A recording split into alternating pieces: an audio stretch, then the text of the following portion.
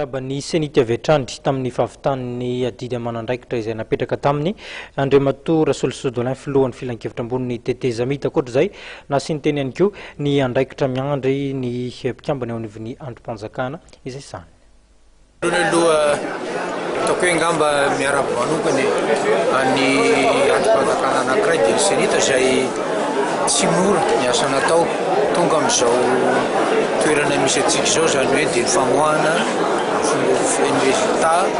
officieux en fomba official famoahana azy raha tsika mahalala moa mbola tsy vita zany io fa atoato zany dia tena ny fotoana farany izay andrasana dia ny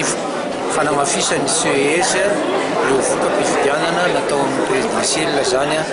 na mikasika momba an'ity législative aty fisaorana hoe sy fankasitrahana ny menana izay tompon'andraikitra tsirairay avy ireo mitao senita mino koa fa tsy ho lasaka izany ny atao ny ao amin'ny CES ny etaetany rehetra nefa dia raha mahalala ry mbonatsika rehetra raha mbola ao zany efa tiava-tanindrazana zany ataoko hoe ela zay fotoana nandalovana tamin'ity tetezamita zay mamarana azy zany tsika izao nampindreo androm-panjakana nampindreo indrindraindrindra reo communauté internationale tonga amin'izao tanjona zao dia mino fa ny etaeta dia hoe ho apetraka ambony zay tombontsoa iraisana amin'ny firenena zay ka ninonina zay voka-pifidianana atao amin'ny CES ao amiko dia ny zay tombontsoa zay no jerena io moa fa ao anatiny ny constitution afakitsika faevatra fa raha vao mitsangana zany ny androm-panjakana mifidy zany hoe ny député zay nandroany namoahana azy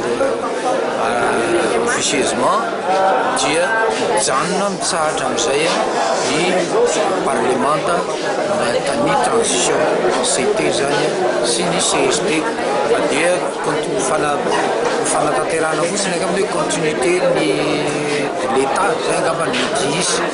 fa asa moa mbola hita eo araiky mikabariny madama famarany avy tao